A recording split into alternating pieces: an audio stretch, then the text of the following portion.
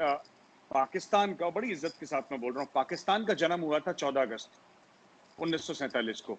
भारत का जन्म नहीं हुआ था 15 अगस्त को। भारत को आजादी मिली थी, तो फर्क है। हमारा सिविलाइजेशन 10,000 साल पुराना है। देखिए, आपने इंडस वैली की बात करते हैं, ये नाम जो भारत है, ये भारत से आया है। जो भरत राजा था, भरत से आया है। जो कश्मीर की हम बात करते हैं, कश्मीर का नाम ऋषि कश्यप से आया है। कभी अब एटमोलॉजी में जाएं कि कश्मीर का नाम आया कहां से, इट हैज कम फ्रॉम ऋषि कश्यप। जो हम बात करते हैं हिमालय की, हिमालय से लेकर समुद्र तक हमारी वेद हैं। मैं आपको दिखाना चाहता हूं, अगर इजाजत हो ब्रिगेडियर साहब की। सर, अगर आप एक सेकंड के लिए मुझे एक्सक्यूज करें और आप जी रिकॉर्डिंग ऑन रखें, मैं एक चीज दिखाना जी चाहता हूं। जी जी। आरजू, देखिए, मैं आपको बताता हूं, ये अथर्ववेद, मैं आपको बताता हूं क्या है। ये है यजुर्वेद, ये है सामवेद, और ये है ऋग्वेद। एक और वेद है जो अंदर है, तो मैं चाहता नहीं वो बुक का स्टैक्स गिर जाएगा। मैं ये बताना चाहता हूं कि ये 5,000 साल से पहले लिखी गई थी। जो महाभारत है, जो रामायण है, राइट। तो Indian civilization is very old. Indian civilization जो हमारी जो तहजीब है, भारतीय संस्कृति है, वो इजिप्ट से पुरानी है, मिस्र से पुरानी है, रोम से पुरानी है। जब मेरे बाप दादा किसान थे, राजा थे, कवि थे, आर्किटेक्ट्स थे, डॉक्टर्स थे, तब यूरोप जानवरों की खालें पहन के घूम रहा था।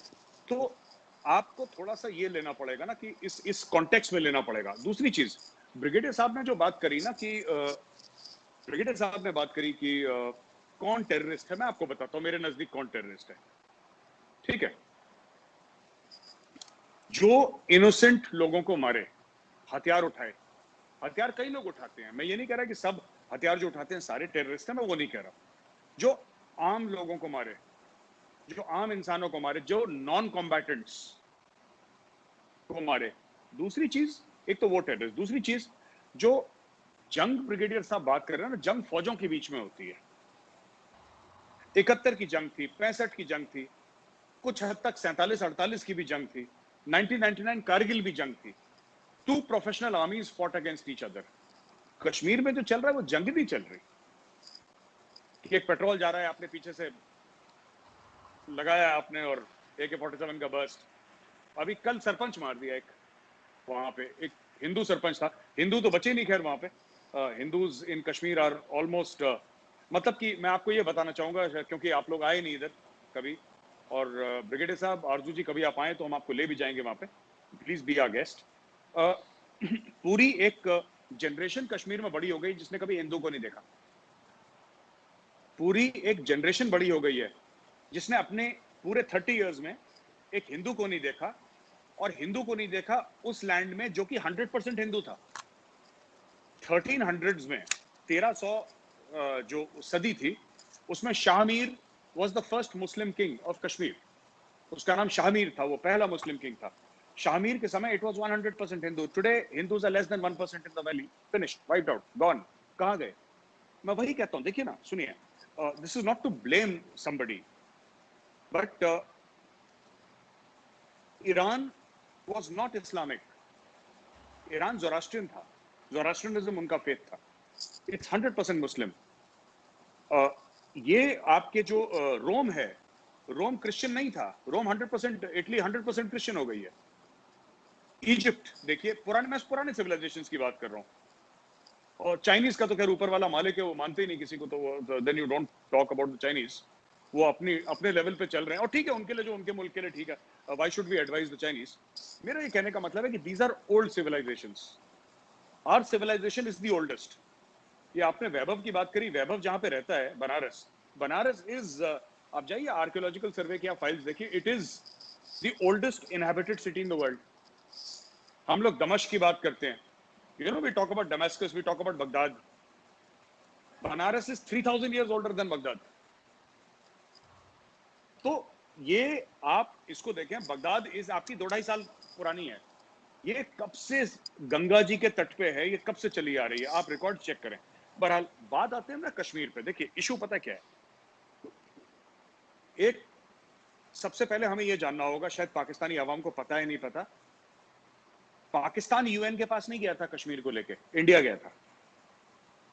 हाँ नहीं, I know it, everybody knows it. आप लोग गए थे, आप लोग गए थे, बिल्कुल आप लोग गए थे। अच्छा, दूसरी चीज है कि जो 600 650 प्रिंसली स्टेट थे इंडिया में, भारतवर्ष में, ये एक जमाने में इनको जनपद कहते थे, जब 10 16 18 जनपद हुआ करते थे। आज से 3-4 हजार साल पहले की बात कर रहा हूँ। फिर बाद में टूट टूट के प्रिंसली स्टेट्स बन गए, फिर ब्रिटिश ईस्ट इंडिया कंपनी आई, फिर क्वीन की फोर्सेस आई, फिर ब्रिटिश गवर्नमेंट यहाँ पे 150-200 साल चली है, पूरी जो भी चली है, सब कुछ मिला मुलूक है। तो कहने का ये मतलब है मेरा ना कि यहाँ पे हुआ ये है कि जब कश्मीर के महाराजा ने एक्सेशन साइन करा था, वो format was the same for everybody. Format Bhopal के लिए वही था, लखनऊ के लिए वही था, रामपुर के लिए वही था, मुरादाबाद के लिए वही था। सबके अलग अलग, किसी के नवाब थे, किसी के बादशाह थे, किसी के राजा अरूजे थे, इनके जो भी थे। तो देवर 600 करीब 600-650 प्रिंसली स्टेट्स थे इंडिया में, सब ने साइन करा। इशू ये होता है ना कि अगर पाकिस्तान ये समझता है कि हम यूएन के रेजोल्यूशंस की बात करेंगे और हमें यूएन रेजोल्यूशन से चलना है, और उसके क्या शराइत हैं, मैं उस पर नहीं जा रहा कि नंबर 1 ये है कि पाकिस्तान का, we are not going there at all, हम उसकी बात नहीं कर रहे। मैं तो ये कह रहा हूं, अगर आप यूएन की शराइत से चल रहे हैं, फिर आप यूएन से चलें। ये हिजबुल मुजाहिदीन, ये लश्कर तैयबा, ये जैश मोहम्मद, ये कौन है? ये तो कश्मीरी नहीं है। छोड़ के सैयद सलाउद्दीन, ये तो सैयद सलाउद्दीन तो बडगाम का रहने वाला है, उसने अपना नाम बदल दिया, यूसुफ शाह है उसका नाम, तो उसने अपना नाम सैयद सलाउद्दीन रख दिया। बट ये सारे तो पाकिस्तानी पंजाबीज हैं, दे आर नॉट कश्मीरीज। इनके फाइटर्स ज्यादातर पाकिस्तानी पंजाबीज हैं। कुछ इनके वैली में भी हैं फाइटर्स, ऐसी बात नहीं है, लेकिन जो पाकिस्तान में तो पाकिस्तानी पंजाबीज हैं। इश्यू पता है क्या है? इसी की बात थोड़ा सा, ब्रिगेडियर साहब की अगर इजाजत हो तो सर मैं थोड़ा सा साइड में एक बार बात ले जाऊं, थोड़ा सा अगर बात हो आप। जी बिल्कुल बिल्कुल जी। तो सर ऐसा है कि जैसे इंडिया में ना काफी, मैं थोड़ा सा मुख्तलिफ बात कर रहा हूँ। इंडिया में ये बड़ी बात हुई कि सब इस्लामोफोबिया है वगैरह है, राइट। मैं एक बात ये कहना चाहता हूँ ना कि थोड़ा सा जो आप लोग जो मुस्लिम कंट्रीज हैं, वो दूसरे को अलग ना करें। आप जब मुस्लिम और गैर मुस्लिम में करते हैं ना, तो फिर इसके नताइज होते हैं जो कि हर समय प्लेजेंट नहीं होते, हो भी नहीं सकते। मैं आपको 2-3 एग्जांपल देता हूं, ठीक है, जो आरजू आपके वीडियो में हम डिस्कस कर चुके हैं। जो भी रीजन हो, हमारे सबके प्रॉब्लम है, मसले सबके हैं ना, मुसलमानों के भी हैं, हिंदुओं के भी, क्रिश्चियंस के, सबके मसले हैं। Why have only the Muslim countries made Organization of Islamic Cooperation? क्यों बनाने की जरूरत पड़ी आपको? ठीक है, क्यों हर चीज अलग अलग अलग, हमारा अलग तुम्हारा अलग, तुम्हारा अलग हमारा अलग, हम ऐसे हैं तुम ऐसे? भाई आपको मिलजुल के रहना है, आपको मिलजुल के रहना है, तभी बातचीत का जरिया खुलेगा। अगर हर चीज में आप अलग अलग करेंगे तो फिर दूसरे लोग कहेंगे। अब जैसे मैं आपको बताता हूँ, इंडिया में क्या हुआ, बड़ा फेमस एक केस है, आरजू मैंने आपसे डिस्कस करा था। यहाँ पे 65-70 साल तक सरकार ने जो हज जो होता है, जो हर एक जो मुसलमान अफोर्ड कर सकता है उसके ऊपर फर्ज है, जो अफोर्ड कर सकता है उसके ऊपर फर्ज है। सरकार ने यहाँ पे 70 साल दिया, हज की सब्सिडी दी, ऑलमोस्ट 40 या 50% समथिंग लाइक दैट, मुझे अमाउंट नहीं क्लियर है, कि आपके एयर फेयर में माफ था, आपके शिप्स में माफ था। पहले तो शिप्स पे ही जाते थे एक टाइम पे, फिर बाद में एयर इंडिया की फ्लाइट चलने लगी। आपके होटल स्टे में जो पूरा पैकेज था उसमें गवर्नमेंट, तो कई 100 करोड़ हर साल, और फिर बाद में हजारों करोड़ खर्च होने लगे, because more and more people started going. तो एक कोटा होता था, फिर सबको मिलता था, उसके हिसाब से ना सब्सिडी मिलती थी। पर अगर एज ए हिंदू, मैं अपने मुल्क में, जो मेरा मुल्क 80-85% हिंदू मेजोरिटी है, अगर मैं, और जो लोग आप कह रहे हैं ना कि मोदी जी हैं आपके हिंदुत्व वाले हैं या हिंदू सरकार है, मैं कहता हूं जी, मुझे अपने जो आपके जैसे कि आपके लिए पाक है, मक्का मदीना पाक है ना आपके लिए, तो मेरे लिए भी कुछ पाक होगा। तो मैं सिर्फ ये कह रहा हूं कि जो आपने मेरे मुस्लिम भाई बहनों को फैसिलिटी दी है, वही फैसिलिटी आप मुझे भी दे दो, सेम फैसिलिटी, और मेरा तो और सस्ता पड़ेगा क्योंकि बगल में ये मेरा, तो आपका तो फिर दूर है। वो नहीं मिली कभी आज तक। तो इससे क्या हो गया कि जो इंडिया में प्रॉब्लम चल रही है, this is the creation of Muslim leaders of India, this is not a creation of RSS. देखिए, मोदी ने तो ये बोला है कि एक हाथ में कुरान शरीफ और एक हाथ में लैपटॉप होना चाहिए भारत के मुसलमानों का, राइट।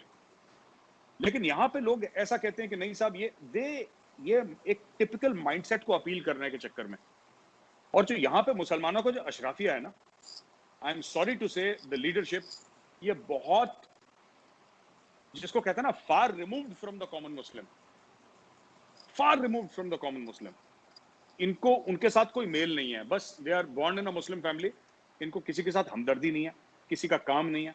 बस आपने एक स्टेटमेंट पास कर दिया, ओवैसी के भाई ने बोला कि 15 मिनट के लिए, आप समझिए 85% मेजोरिटी हिंदू कंट्री में, ओवैसी का भाई ये बोल रहा है कि 15 मिनट के लिए पुलिस हटा दो तो हम हिंदुओं को देख लेंगे, ये बोल रहा है। अब आप सोचिए, और लोग कह रहे हैं बड़ा बहादुर है। अरे वो बहादुर नहीं है, वो कॉन्स्टिट्यूशन ऑफ इंडिया उसको परमिट करता है, वो कैसा बहादुर है।